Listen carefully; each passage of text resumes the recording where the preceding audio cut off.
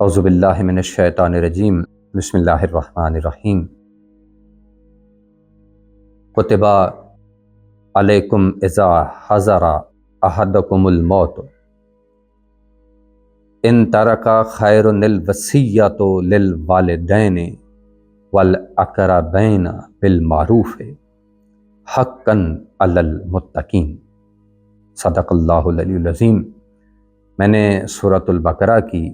180 number آیت تلاوت کی ہے، جس میں اللہ رب العزت ارشاد فرماتے ہیں کتبہ، فرض کیا گیا ہے ہم پر، لکھ دیا گیا ہے تم پر، اذا حضر احدکم الموت، جب تم میں سے کوئی بھی موت کے نزدیک پہنچے، ان ترکا خیر، اور اس نے کسی قسم کی خیر چھوڑی ہو، للوصیۃ، اسے چاہیے اس خیر کے متعلق وصیت کرے، للوالدین والاقربین بالمعروف، والدین کے لیے اور اپنے عزیز و اقارب کے لیے ایک معروف طریقے کے ساتھ، حقا علی المتقین، ہر متقی پر اس بات کا حق ہے کہ وہ ایسا کرے۔ وصیت کے معاملے میں بات کی جا رہی ہے، حکم قرآن ہے، لازم قرار دیا گیا ہے وصیت کو، جبکہ ہم نے اپنے معاشرے میں دیکھا ہے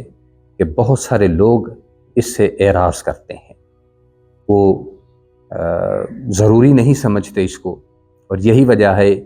کہ بعد میں بہت ساری جو پرابلمز ہیں، بہت سارے جو مشکلات ہیں، ان کا سامنا کرنا پڑتا ہے لوگوں کو۔ اب یہ حقا علی المتقین ہے،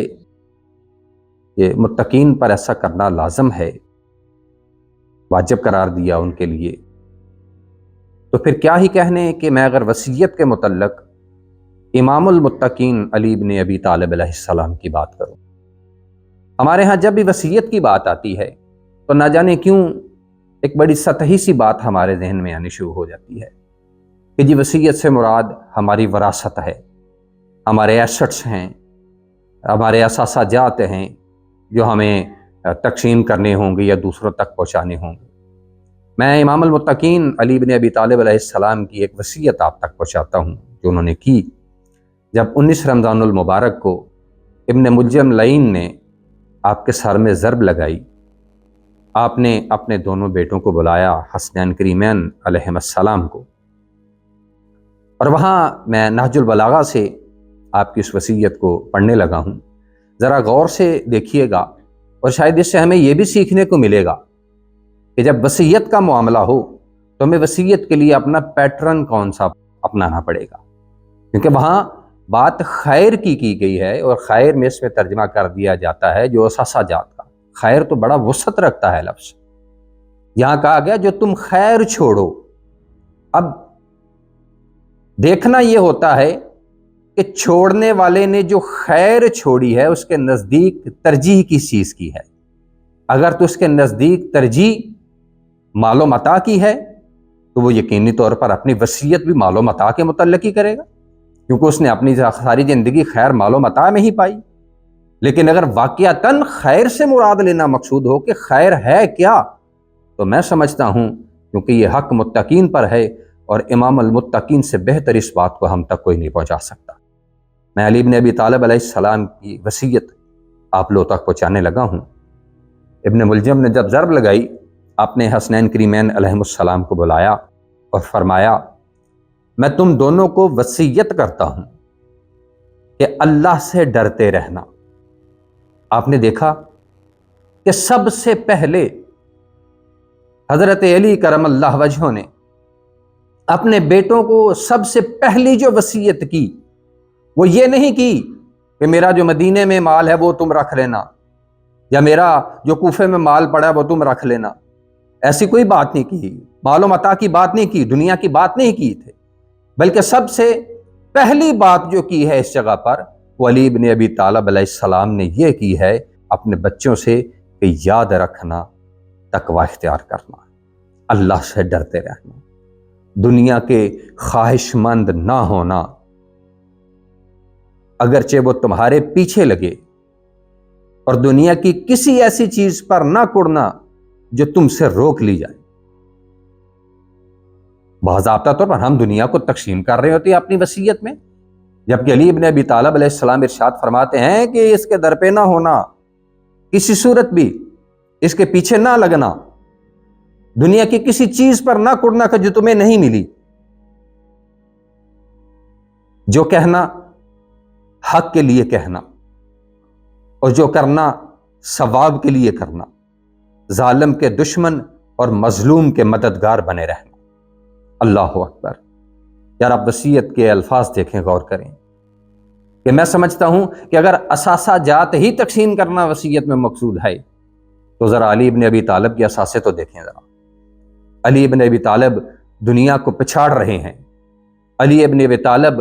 اپنی وصیت میں اپنے بچوں کو تربیت دے رہے ہیں،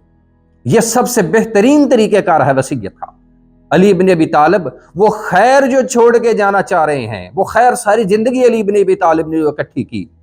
وہی خیر کی وصیت اپنے بچوں کو کر رہے ہیں۔ جو کہنا حق کے لیے کہنا، جو کرنا ثواب کے لیے کرنا،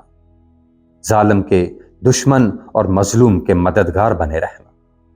میں تم کو اپنی تمام اولاد کو، اپنے کنبہ کو اور جن جن تک میرا یہ نوشتہ پہنچے سب کو وصیت کرتا ہوں۔ اب یہ بات صرف اولاد کی حد تک نہیں رہ گی، سب کی بات ہے، جہاں تک ان کی یہ بات پہنچے، میرا نوشتہ جس چیز تک پہنچے، یہ وہ میری تحریر جس چیز تک پہنچے، میں ان سب کو وصیت کر رہا ہوں۔ یہ حقاً علی المتقین ہے تو امام المتقین ان متقین سے مخاطب ہو کر کہہ رہے ہیں میری وصیت تم لوگوں کے لیے ہے۔ اور پھر وہی بات کی کہ اللہ سے ڈرتے رہنا، اپنے معاملات درست اور آپس کے تعلقات سلجھائے رکھنا، اپنے معاملات کو درست کرنا، تعلقات کو سلجھا کے رکھنا، لڑتے جھگڑتے نہ رہنا، قطع تعلقی نہ کرنا، یہ سارے معاملات سمجھانا چاہ رہے ہیں علی ابن ابی طالب۔ کیونکہ میں نے تمہارے نانا رسول اللہ صلی اللہ علیہ وآلہ وسلم کو فرماتے ہوئے سنا ہے کہ آپس کی کشیدگیوں کو مٹانا عام نماز و روزے سے افضل ہے۔ اللہ اکبر، اللہ اکبر۔ کتنی بڑی بات کہہ دی ہے کہ حضور صلی اللہ علیہ وآلہ وسلم نے ارشاد فرمایا ہے کہ تم لوگ آپس کی کشیدگیوں کو، آپس کی نفرتوں کو ختم کرنا تمہاری عام نماز و روزہ سے مراد ہوگا یہ نفلی جو روزے ہیں، نفلی نمازیں جو ہیں، تمہارے نوافل سے، تمہارے نفلی روزوں سے تمہارے آپس کی کشیدگیوں کو ختم کرنا تمہارے اس روزے، تمہاری اس نماز سے افضل ہے یہ بات۔ علی ابن ابی طالب علیہ السلام نے منسوب کی ہے حضور صلی اللہ علیہ وآلہ وسلم کہ آپ کا ارشاد ایسا ہے۔ اور پھر آگے کیا مخاطب ہو کے کہتے ہیں؟ یتیموں کے بارے میں اللہ سے ڈرتے رہنا، ان کے کام و دہن کے لیے فاقہ کی نوبت نہ آئے۔ اللہ اکبر، کتنا خیال ہے علی ابن ابی طالب کو یتیم۔ کوفہ میں اکثر ایسا دیکھنے کو ملتا تھا کہ علی ابن ابی طالب کوفے کے یتیم بچوں کو اکٹھا کر کے نا ان سب سے کہا کرتے تھے، دیکھو اگر تم میں سے کوئی یہ پوچھے نا تمہیں، کیونکہ عرب میں کلچر تھا کہ یتیم کو حقارت کی نظر سے دیکھا جاتا تھا، جس کے اوپر کوئی شیلٹر نہیں ہوتا تھا، تو علی ابن ابی طالب اکثر اس طرح کیا کرتے تھے کہ یتیما کو اکٹھا کر کے ان سب سے کہا کرتے تھے اگر تم سے کوئی پوچھے نا تمہارا باپ کون ہے تو کہہ دینا ہمارے باپ کا نام علی ہے، وہ ہمارا سربراہ ہے، وہ ہمارا سرپرست ہے۔ اور کتنی ذمہ داری علی ابن ابی طالب نے سمجھی اپنی اس بات کو، کہ اپنی وصیت میں اس بات کو جگہ دی کہ اپنے بچوں کو مخاطب ہو کے کہتے ہیں یتیموں کے بارے میں اللہ سے ڈرتے رہنا، ان کے کام اور دہن کے لیے فاقہ کی نوبت نہ آئے اور تمہاری موجودگی میں وہ تباہ و برباد نہ ہو جائیں، کتنا ان کا خیال رکھنے کا حکم دے دیا۔ اور پھر اگلی بات کی، اپنے ہمسایوں کے بارے میں اللہ سے ڈرتے رہیں۔ یتیموں کی بات کرنے کے بعد ہمسایوں کے متعلق ارشاد فرمایا کہ تم اپنے ہمسایوں سے کے معاملے میں اللہ سے ڈرتے رہنا۔ اور ہم نے دیکھا ہے کہ ہماری گلی محلے میں لڑائی سب سے پہلے ہمارے ہمسایوں سے شروع ہوتی ہے، جی ان کے یہاں سے آواز آتی ہے، جو ان کے یہاں سے یہ ہوتا ہے، انہوں نے یہ کام کر دیا، انہوں نے یہ کام کر دیا، انہوں نے فلاں کر دیا، انہوں نے فلاں کر دیا۔ بڑی عجیب و غریب سی بات ہے۔ اور علی بن ابی طالب کہہ رہے ہیں کہ ہمسایوں کے معاملے میں خدا سے ڈرنا، خدا سے ڈرنا، ہمیں اللہ سے ڈرنا ہوگا اس معاملے میں بھی، کیونکہ جناب امیر علیہ السلام ارشاد آگے فرماتے ہیں ہمسائیگی کے حوالے سے، کیونکہ ہمسایوں کے معاملے میں اللہ سے ڈرتے رہنا، کیونکہ ان کے بارے میں تمہارے پیغمبر نے برابر ہدایت کی ہے، اور آپ اس حد تک ان کی سفارش فرماتے کہ ہم لوگوں کو یہ گمان ہونے لگا کہ آپ انہیں بھی ورثہ دلائیں گے۔ یعنی ہمسایوں کے متعلق اس قدر حضور صلی اللہ علیہ وآلہ وسلم نے تاکید فرمائی۔ علی بن ابی طالب علیہ السلام ارشاد فرماتے ہیں کہ ہم لوگوں کو، تمام اصحاب کو اس بات کا گمان گزرنا شروع ہو گیا کہ کہیں اتنی تاکید جس طرح حضور صلی اللہ علیہ وآلہ وسلم کر رہے ہیں، کہیں یہ ہمسایوں کو ہماری وراثت میں شمار نہ کر دیں، ہماری وراثت میں حصے دار نہ قرار دے دیں۔ اس قدر تاکید فرمائی اپنے ہمسایوں کے ساتھ حسن سلوک کی۔ پھر ارشاد فرمایا قرآن کے بارے میں اللہ سے ڈرتے رہیں، ایسا نہ ہو کہ دوسرے اس پر عمل کرنے میں تم پر سبقت لے جائیں۔ قرآن کے بارے میں کہا، اس کا مطلب ہے ایسا نہ ہو کہ دوسرے لوگ اس پر عمل کرنے میں تم پر سبقت لے جائیں۔ اب علی بن ابی طالب علیہ السلام صرف تلاوت قرآن کو فوکس نہیں کر رہے، آپ ارشاد فرما رہے ہیں ان تعلیمات پر عمل کرنا اصل بات ہے۔ کچھ اللہ بادشاہ جی نے ارشاد فرمائی ہیں، اپنی وصیت میں ارشاد فرما رہے ہیں، اور وصیت میرے دوست یوں سمجھ لیں کہ زندگی کا نچوڑ ہوا کرتی ہے، کہ جاتے جاتے بندہ اپنی سب سے اچھی جو بات ہوتی ہے، اسی لیے اسے خیر کہا گیا ہے، اس کی خواہش ہوتی ہے میں وہ اس دنیا میں چھوڑ کر جاؤں، اور یہ وہ آخری بات کہہ لیں جو پیک کی بات ہوا کرتی ہے۔ اور علی بن ابی طالب وہاں ارشاد فرما رہے ہیں کہ قرآن کو ترک نہ کرنا، ایسا نہ ہو کہیں دوسرے لوگ اس پر عمل کرنے میں تم پر سبقت لے جائیں۔ قرآن کو صرف پڑھنا نہ بلکہ اس پر عمل بھی کرتے رہنا۔ نماز کے بارے میں اللہ سے ڈرو، پھر نماز کے متعلق حکم کر دیا، کیونکہ وہ تمہارے دین کا ستون ہے۔ یار کمال کی بات ہے، مجھے تو ایسے لگ رہا ہے جیسے علی بن ابی طالب کو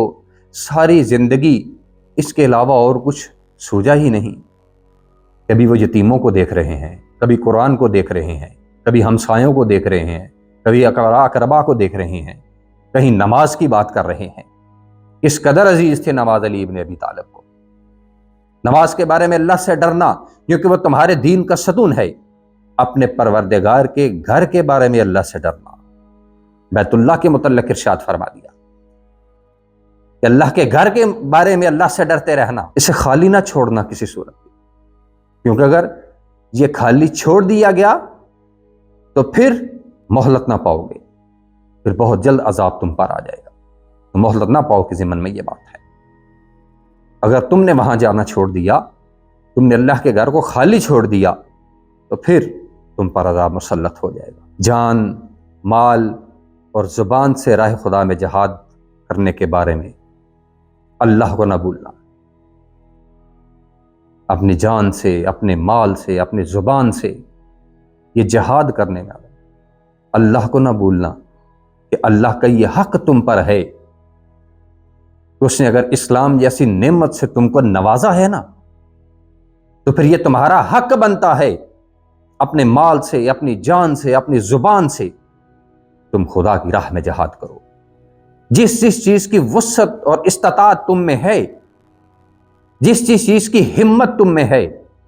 تمہیں چاہیے کہ اپنی اس ہمت کو آزماتے ہوئے خدا کی راہ میں اس معاملے میں جہاد کرو۔ اور تم کو لازم ہے کہ آپس میں میل ملاپ رکھنا ضروری ہے تمہارے لیے، مل جل کر رہنا، نفرتوں کو فروغ نہ دینا، ایک دوسرے کو پشت نہ کرنا۔ کہا جا رہا ہے کہ مل کر رہنا، اکٹھے رہنا، ایک دوسرے کی اعانت کرنا، مدد کرنا، ایک دوسرے کے مددگار ہو جانا، اور خبردار ایک دوسرے کی طرف سے پیٹھ پھیرنے اور تعلقات توڑنے سے پرہیز کرنا، اتنی سختی سے منع فرمایا۔ یہ کام نہ کرنا، نفرتوں کو فروغ نہ دیا کرو کسی صورت بھی، ایک دوسرے کی پیٹھ نہ کرو ایک دوسرے کو، اپنے تعلقات کو بڑھاؤ،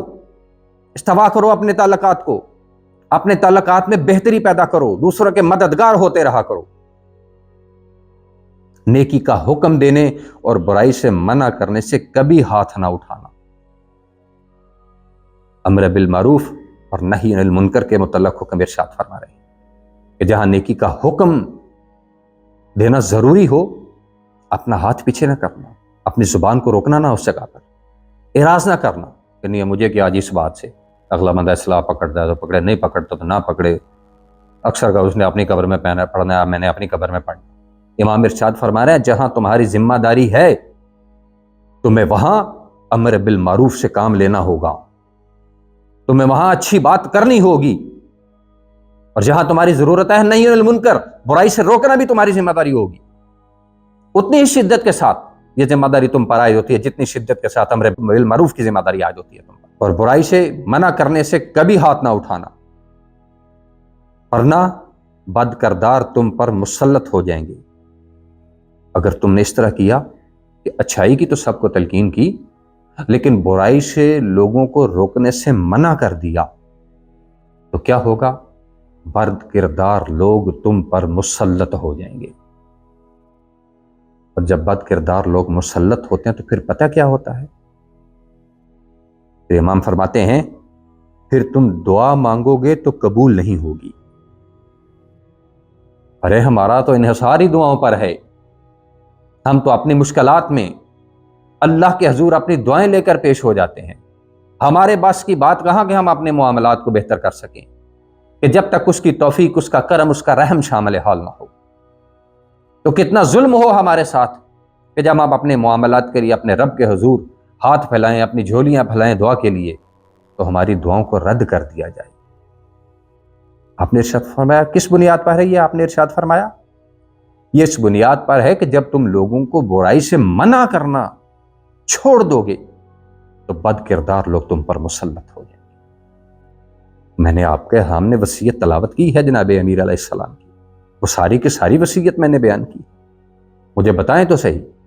کس جگہ پہ علی بن ابی طالب نے دنیا کو ترجیح دی ہے؟ یہ وہ خیر تھی علی بن ابی طالب کے پاس، جو خیر علی اپنے اقربا، اپنے دوستوں اور ہر اس تک جس تک علی بن ابی طالب علیہ السلام کی یہ بات پہنچے، وصیت کے طور پر چھوڑ کر گئے۔ خدا ہمیں امام المتقین کی اس وصیت پر عمل کرنے کی توفیق عطا فرمائے۔